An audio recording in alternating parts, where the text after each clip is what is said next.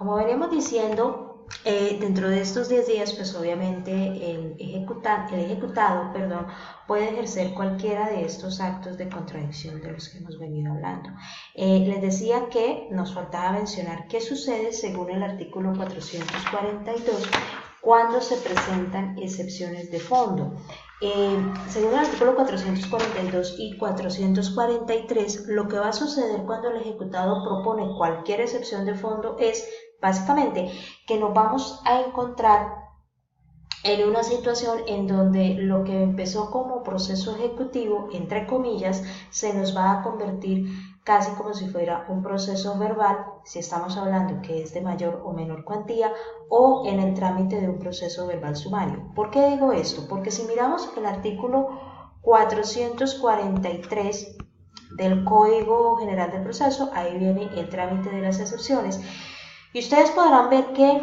el trámite de las excepciones pues no es muy distinto de lo que ocurre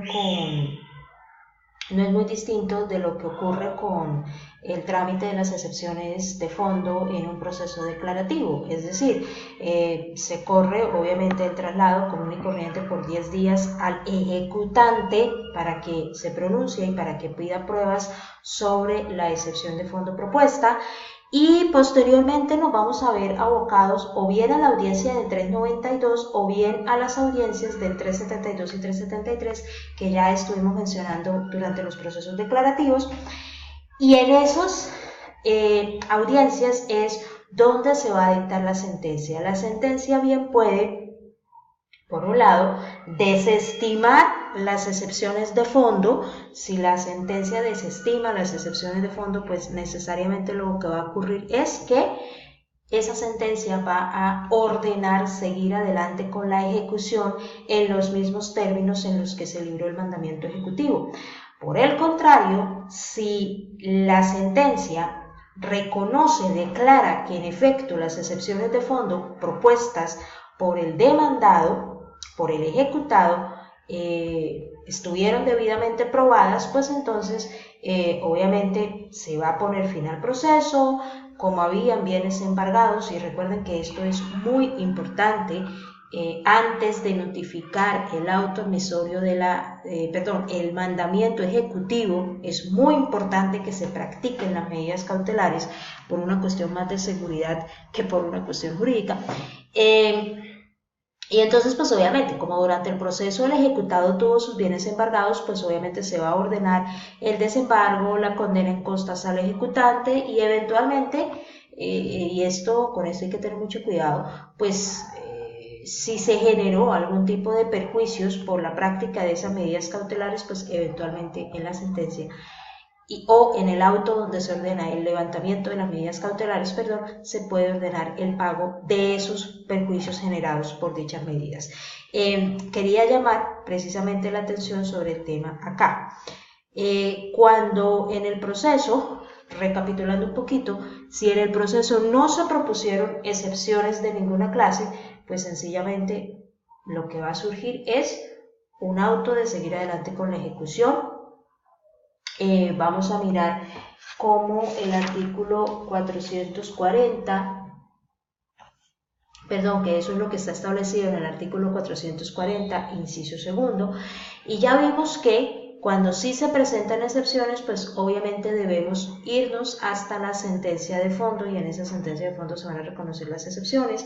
Quería llamar la atención sobre algo que en específico menciona el Código General del Proceso, y es en aquellos casos, y es frente al tránsito a cosa juzgada de la sentencia que reconoce las excepciones de fondo. Recuerden ustedes que hay algunas excepciones, según el artículo 304 del Código General del Proceso, en donde pues no podemos decir que la sentencia de tránsito a cosa juzgada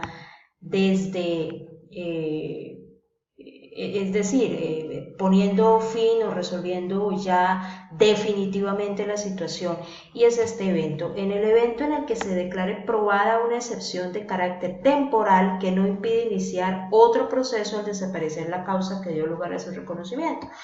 Recuerden, por ejemplo, lo que hablábamos un poco más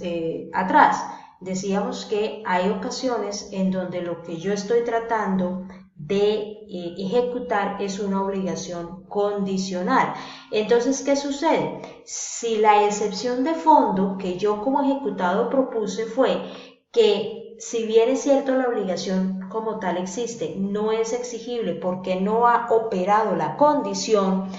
y esa situación el juez me la reconoce en el juez, pues obviamente no hay ningún obstáculo para que el ejecutante más adelante, cuando ya se cumpla ahora sí la condición, pueda, si es del caso, forzar, o es decir, iniciar el proceso ejecutivo para forzar el cumplimiento de esa obligación. Por el contrario, ya lo habíamos dicho, si la sentencia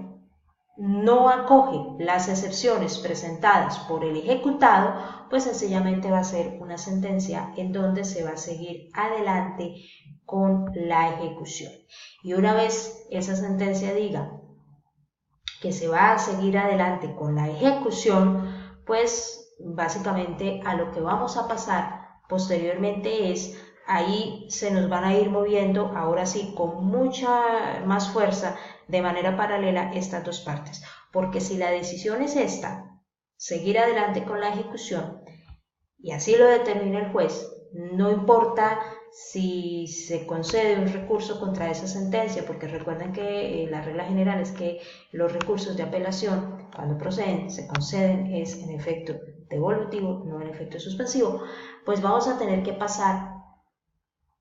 a la liquidación del crédito del 446. La liquidación de crédito y costas del artículo 446 no es otra cosa que ya la determinación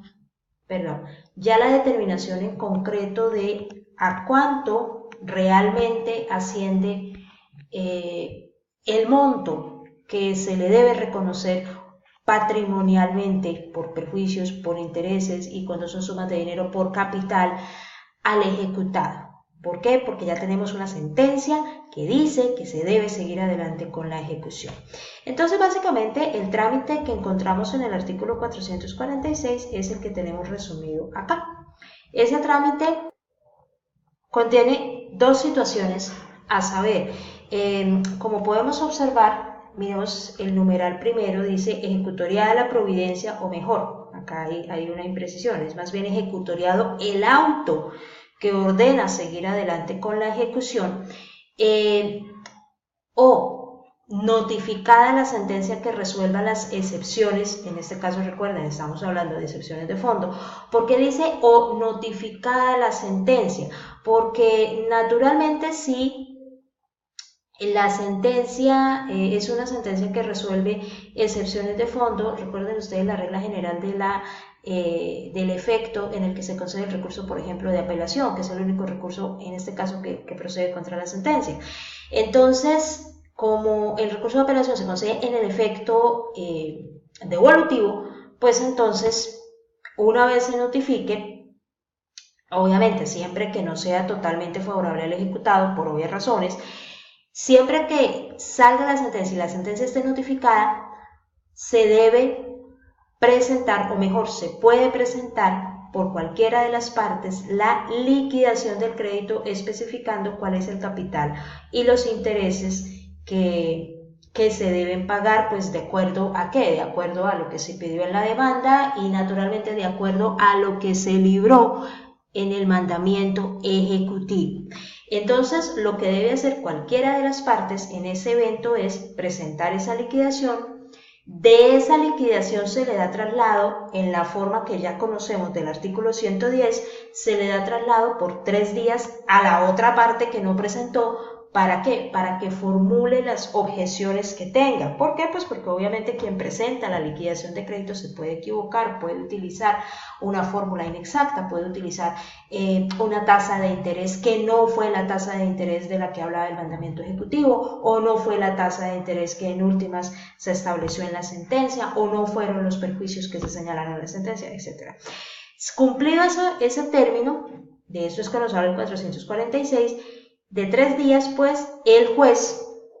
va a proferir un auto que es apelable en el efecto diferido, y en ese auto el juez lo que va a hacer es que va a declarar en firme esa liquidación de crédito.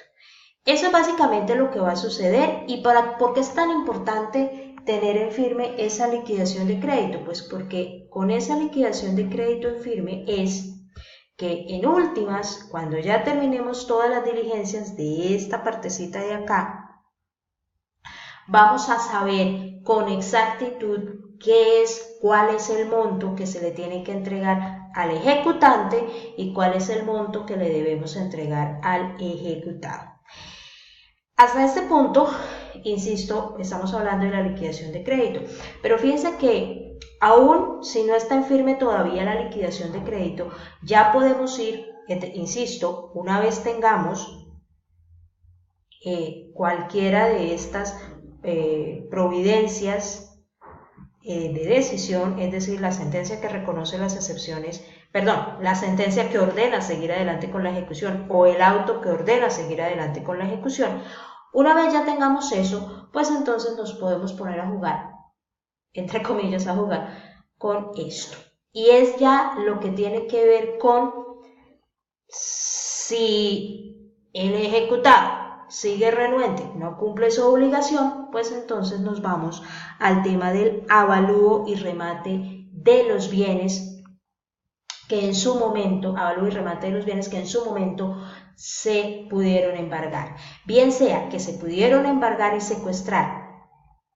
desde el mismo momento en el que se libró el mandamiento ejecutivo, que es siempre lo esperado, o también es perfectamente posible que se hayan podido embargar otros bienes en el curso del proceso, es decir, mientras estábamos dentro de toda esta discusión del trámite procesal. Naturalmente, pues si lo que estaba embargado eran sumas de dinero, pensemos que lo que se embargó fue una cuenta, pensemos que lo que se embargó, y esto ocurre con mucha frecuencia, fue el salario de una persona, por ejemplo, o parte de la pensión de una persona cuando se permiten ese tipo de embargos, pues el artículo 447 nos da la respuesta. Obviamente, como lo que está embargado son sumas de dinero, pues no podemos hablar de que en ese caso se va a hacer un avalúo o un remate porque no tendría sentido. Entonces, en ese caso lo que se va a hacer es que cuando ya esté en firme el auto que aprobó la liquidación de crédito, que ya lo conocimos, el juez ordena que esas sumas de dinero que están embargadas y que obviamente por el hecho de estar embargadas quedan a órdenes del juzgado, es decir, lo que se hace cuando se embargan, por ejemplo, salarios, o parte del salario de una persona es que se le ordena al empleador que el porcentaje establecido por el juez lo vaya poniendo a órdenes del juzgado en depósitos judiciales, ejemplo. Entonces la orden que da el juez es: ese dinero que está en depósitos judiciales, ordeno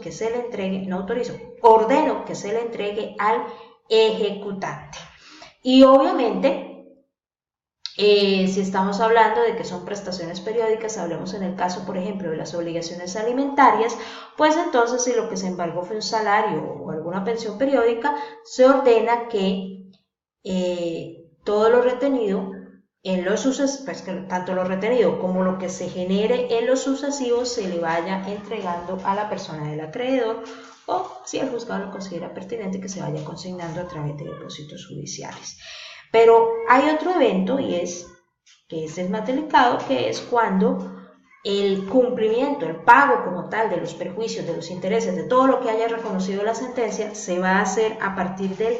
avalúo y remate de bienes que fueron en su momento debidamente embargados y secuestrados, es decir, individualizados. A eso básicamente es a lo que se reduce un secuestro de bienes, por parte del juzgado, por solicitud del ejecutado, y obviamente esta fue una medida que recayó sobre bienes del ejecutado. En ese sentido, lo que encontramos en el artículo 444 y 445, pues hace referencia específicamente a cómo es el camino, este es básicamente el recorrido,